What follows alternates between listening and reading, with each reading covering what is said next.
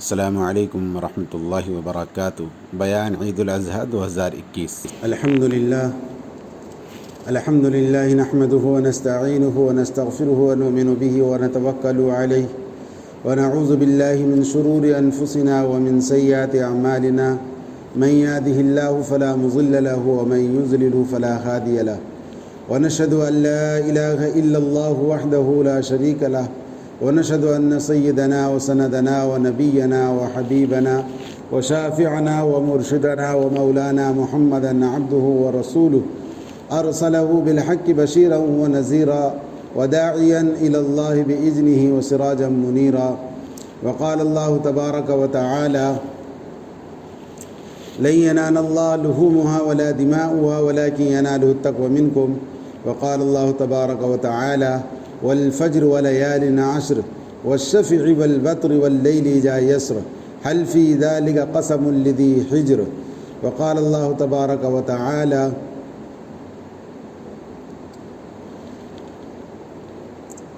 رب هب لي من الصالحين وقال الله تبارك وتعالى فلما بلغ معه السعي قال يا بني إني أرى في المنام أني أذبحك فانظر ماذا ترى۔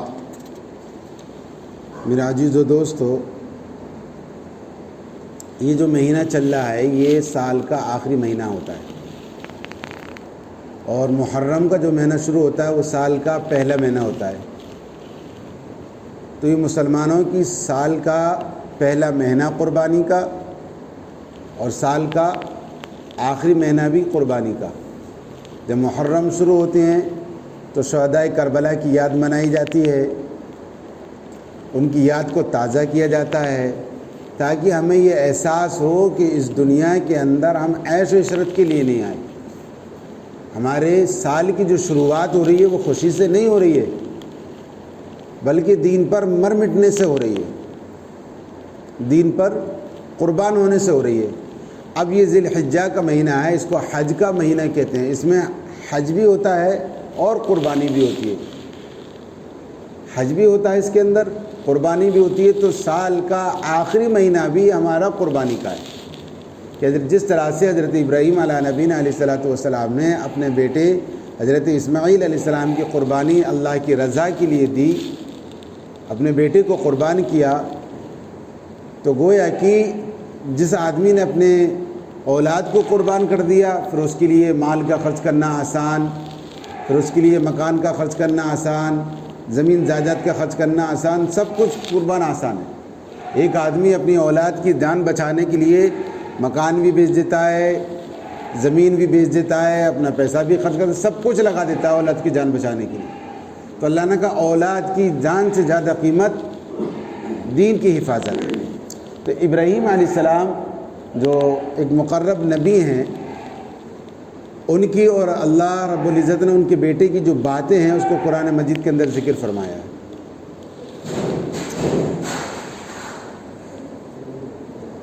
اس کو کس کا بکرا ہے، ایک سائڈ میں اس کو باندھ کے چلے گا، کس کا ہے دیکھ لو جا کر کے، نہیں چلو درود شریف پڑھ لو۔ تو تاریخ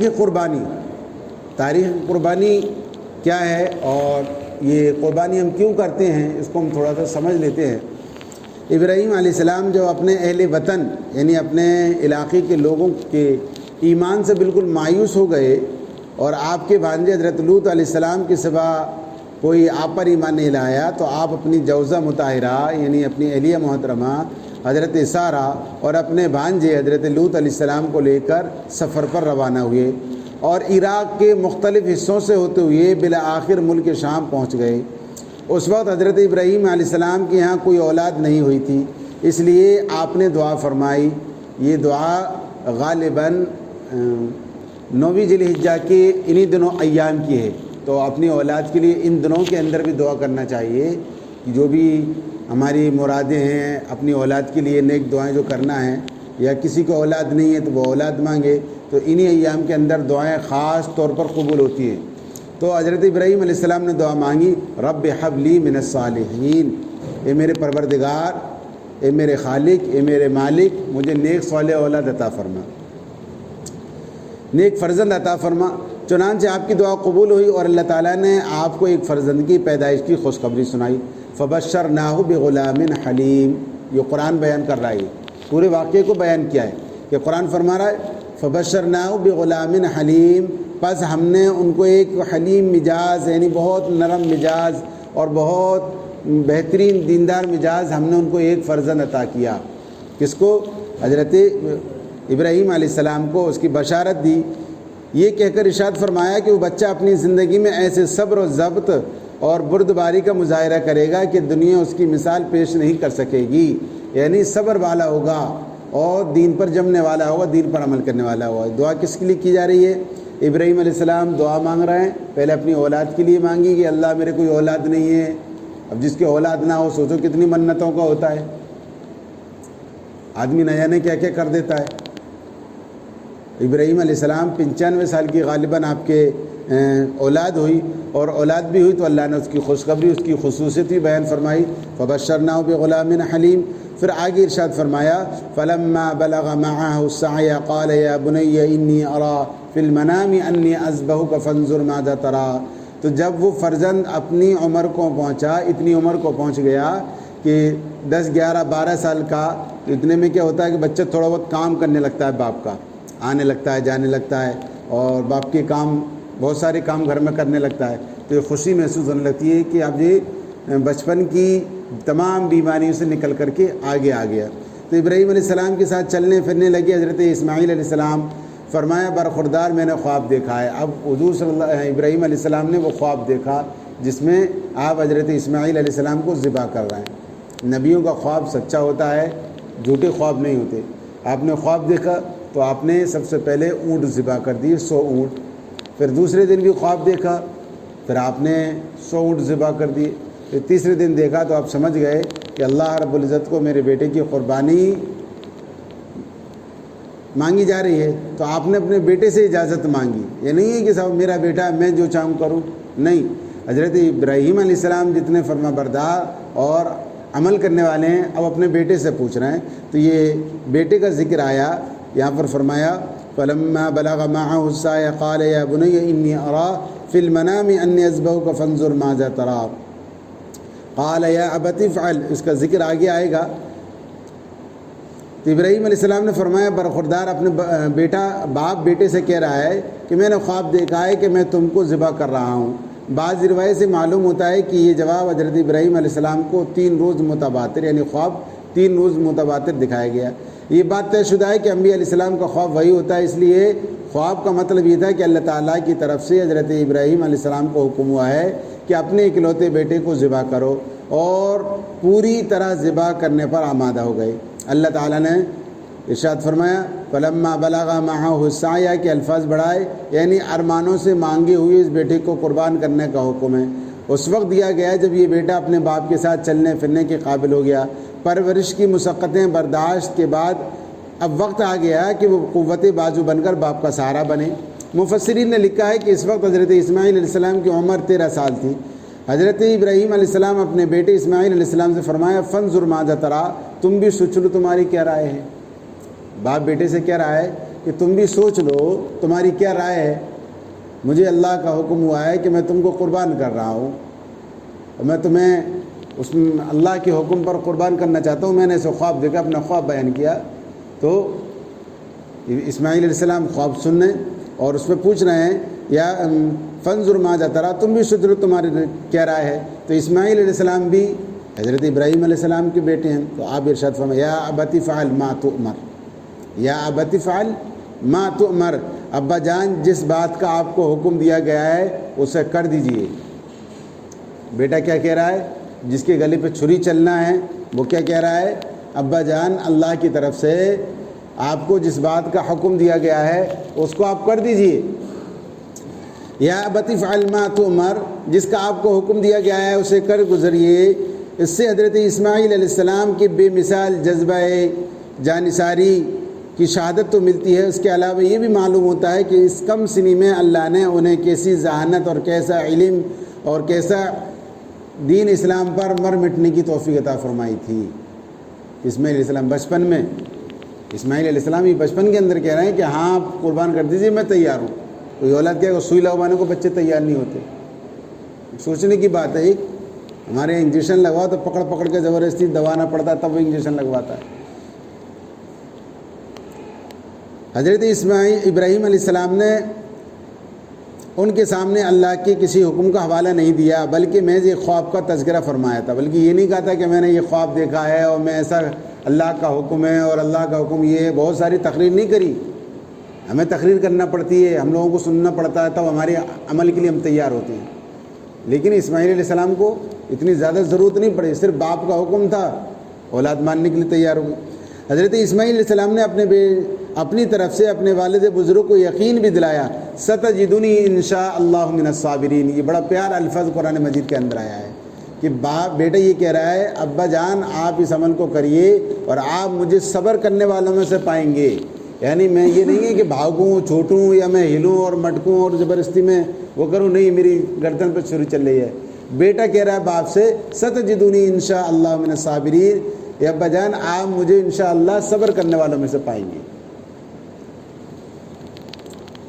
انشاءاللہ آپ مجھے صبر کرنے والوں میں سے پائیں گے. فلما اسلم وتلہ للجبین، پس جب دونوں اللہ کے حکم کے آگے جھک گئے، یعنی باپ نے بیٹے کو ذبح کرنے اور بیٹے نے ذبح ہونے کا ارادہ کر لیا.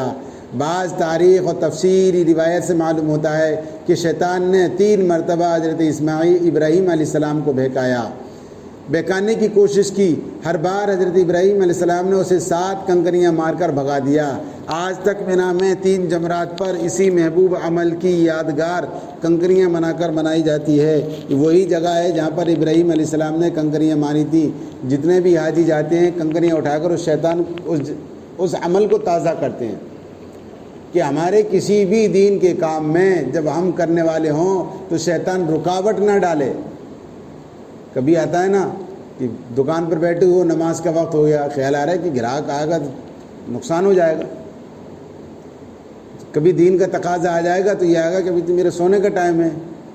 کبھی دین کا تقاضا آئے گا یا مال خرچ کرنے کی باری آئے گی تو یہ سوچے گا یہ تو میرے بعد میں کام میں آئے گا. تو گویا کہ شیطان کی جو چالیں ہمارے نفس کے اندر، ہمارے دل کے اندر آتی ہیں، ان کو کچلا جائے، ان کو رد کیا جائے، ان کے خلاف عمل کیا جائے.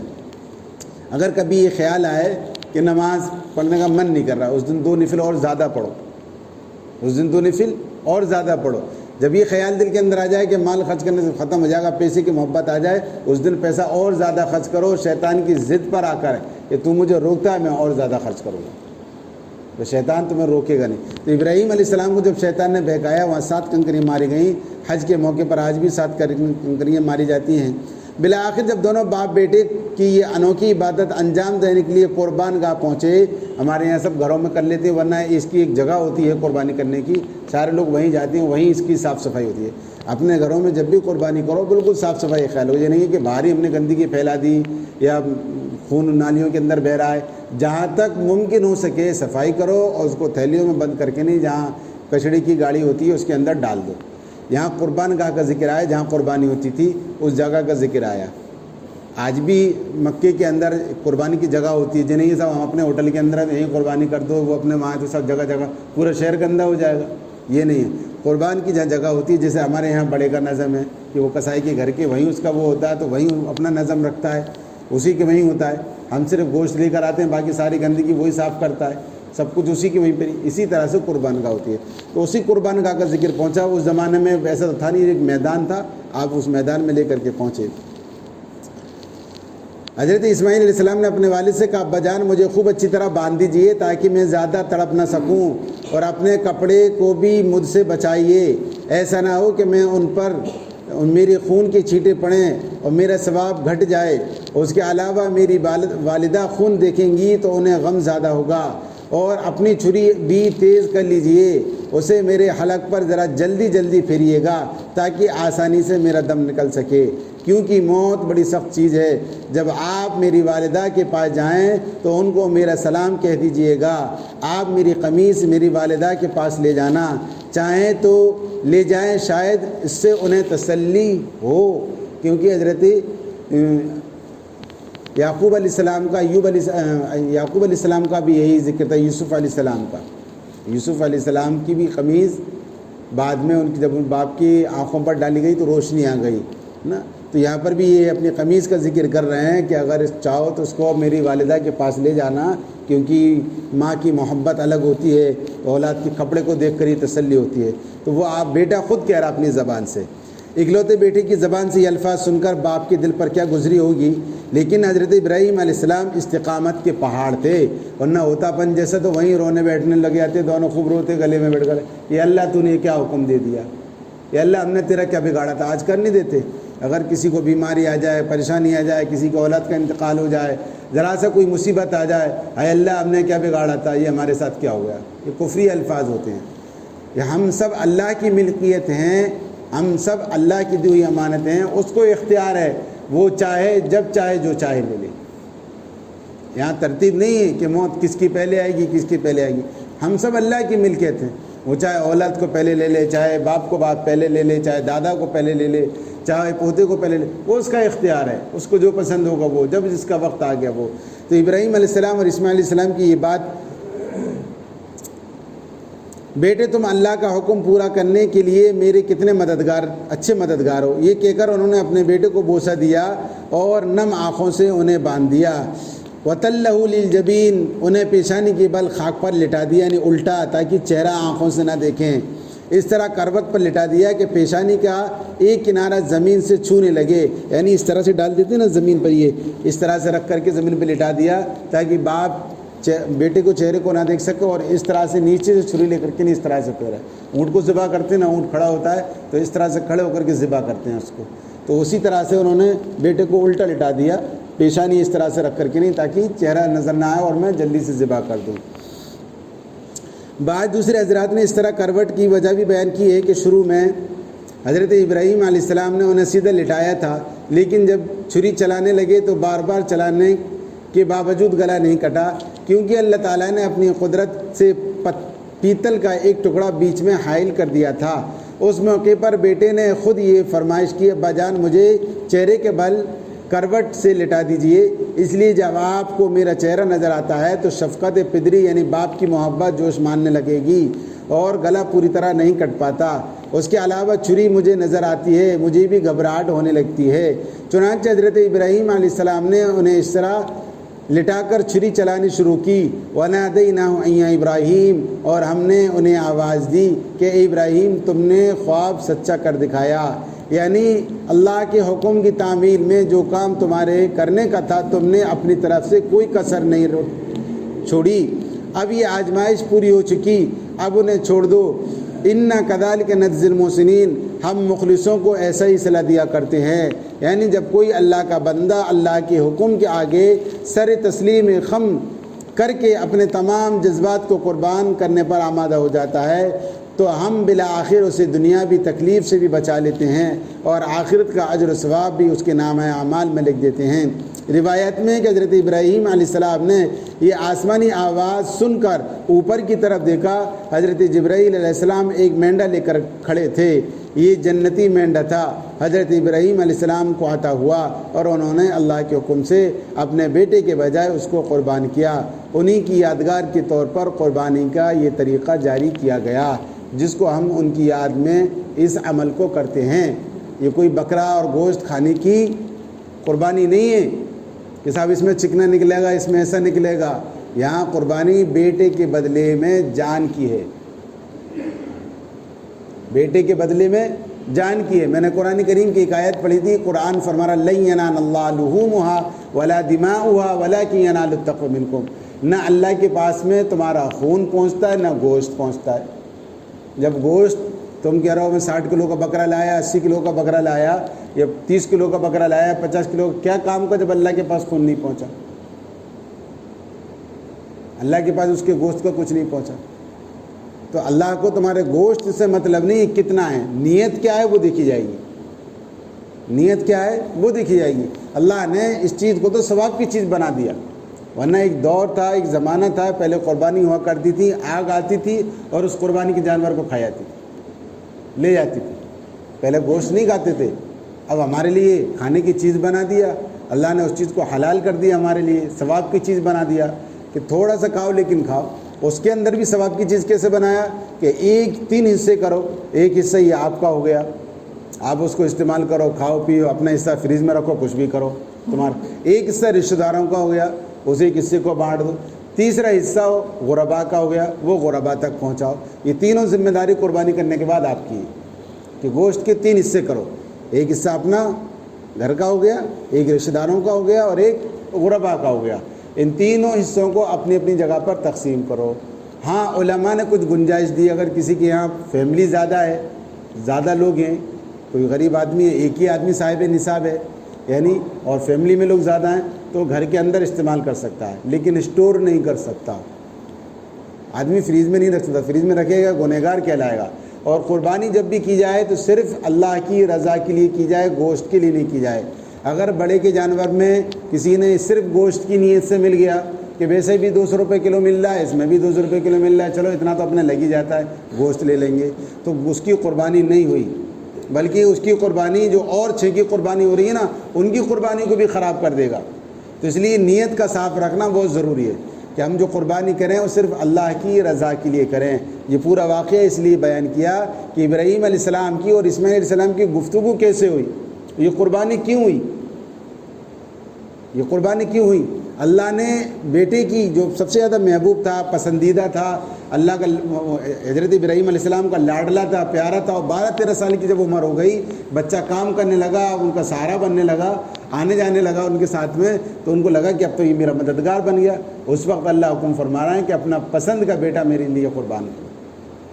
لیکن ابراہیم علیہ السلام اس پر بھی نہیں ہچکچائے، نہ حضرت اسماعیل علیہ السلام ہچکچائے، بلکہ دونوں اللہ کے حکم پر عمل کرنے کے لیے تیار ہو گئے کہ اللہ کا جو حکم ہے اس کو کر گزریے۔